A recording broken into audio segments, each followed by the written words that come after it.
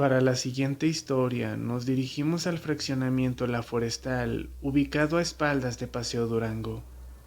Una mujer que es madre de familia nos comenta que en la casa donde vivían solían pasar situaciones extrañas. Ella acostumbraba a dormir hasta tarde y tenía poco tiempo de haber comprado el libro de Macbeth.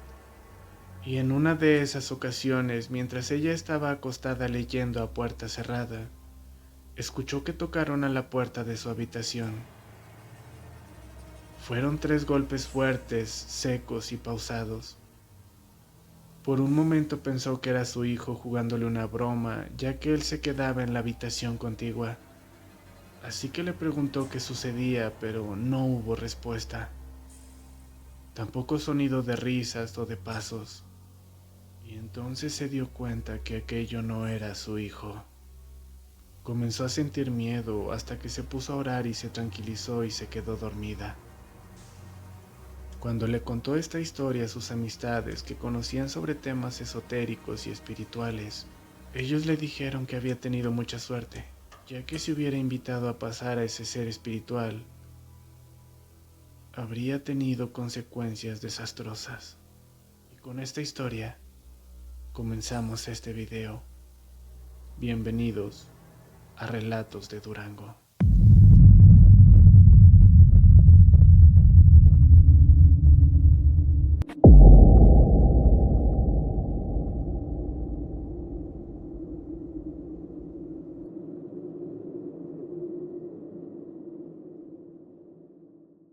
Daniel es originario de Canatlán, aunque esto le pasó cuando uno de sus primos lo invitó a trabajar a Gómez Palacio. A la empresa donde Daniel llegó había una compañera que era muy amable con él. Se llevaban bastante bien, así que a Daniel le empezó a gustar esta chica. Se llevaban tan bien que una tarde ella lo invitó a una reunión después del trabajo.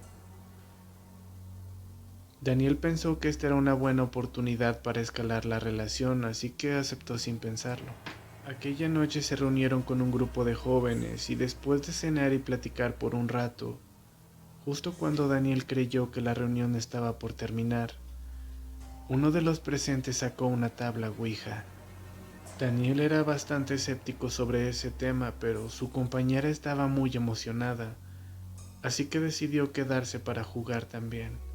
Apagaron las luces de aquel lugar y entonces encendieron unas velas para comenzar a jugar con la tabla. Todo mundo empezó a hacerle preguntas, pero Daniel no lo hacía porque creía que eran los chicos quienes estaban moviendo la tabla. Para él todo se trataba de una farsa. Cuando terminaron de jugar, Daniel llevó a su compañera a su casa y mientras él iba de camino al departamento de su primo, decidió que iba a comprar una tabla Ouija para impresionar a su compañera y en algún punto invitarla a jugar con él. Cuando compró la tabla, comenzó a sentir la espina sobre si aquello era solo un juego o eran meras invenciones de los chicos en aquella fiesta. Así que optó por jugar en su habitación cuando llegó la noche. Apagó las luces de su habitación, encendió unas velas y trató de jugar. Solo que la tabla no se movía y llegó al punto donde se enojó y arrojó la tabla. Había gastado mucho dinero por ella, pero no era más que un simple juego. Realmente esos chicos habían movido la tabla, o eso era lo que él creía. Una parte de él estaba realmente aliviada de que aquello no fuera más que simple entretenimiento, pero justo en ese momento, mientras estaba gritando un montón de groserías, la oscuridad de la habitación se hizo más profunda. Dijo que la luz de las velas comenzó a hacerse más pequeña, como si estuvieran a punto de apagarse. Y entonces la tabla se comenzó a mover. Salió corriendo horrorizado de la habitación y encendió las luces del departamento. Decidió entonces que no volvería a tocar esa tabla, pero esa noche no pudo dormir. Se sentía bastante intranquilo, así que dejó la luz prendida y solo se recostó en la cama.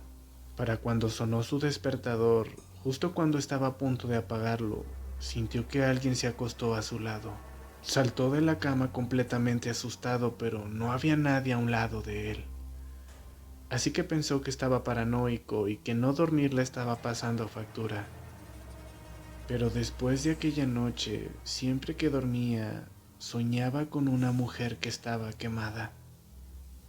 La mujer caminaba por todo el departamento y siempre lo hacía despertarse completamente horrorizado.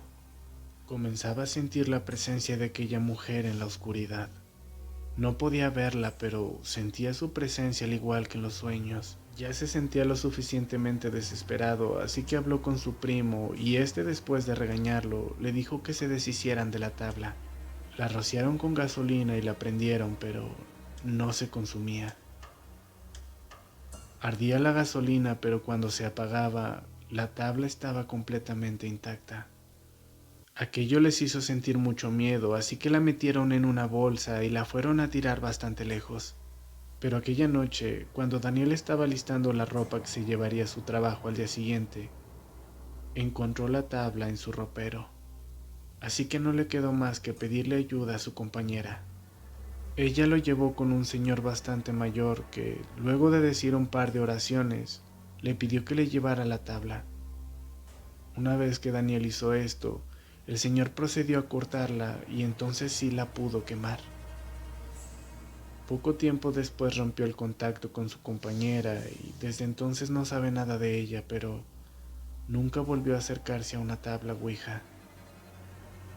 Una vez que se deshizo de la tabla, nunca volvió a soñar con aquella mujer. Pero incluso a día de hoy dice que no le gusta platicar esta experiencia porque, a pesar de que ya no sueñe con ella, cuando él relata esta historia, aunque sea por un breve momento, siente la presencia de aquella mujer. La última historia nos la envían desde la capital, un señor que dice haber rentado una casa en el fraccionamiento Guadalupe. Dice que todo era normal, que la casa estaba bastante bien. El único detalle es que algunas noches escuchaba que alguien caminaba en el segundo piso. La primera noche que escuchó eso, se asustó bastante pensando que alguien se había metido en la casa, pero cuando se asomó se dio cuenta de que no había nadie. Y las puertas y las ventanas estaban muy bien cerradas. Dice que poco a poco se fue acostumbrando a este suceso, pero en una ocasión llegó bastante tomado a la casa. Y mientras estaba acostado, comenzó a escuchar que caminaban en el segundo piso. Completamente enojado y estando fuera de sí, comenzó a gritarle y a decirle que se largara de su casa. Y en ese preciso momento, comenzó a escuchar que en el sanitario de su casa, un niño estaba llorando. Y a raíz de aquella noche, ya no solo escuchaba los pasos en el segundo piso, sino que el llanto de aquel niño en el sanitario se volvió más recurrente. Fue entonces cuando optó por dejar la casa, porque definitivamente ya no podía dormir ahí.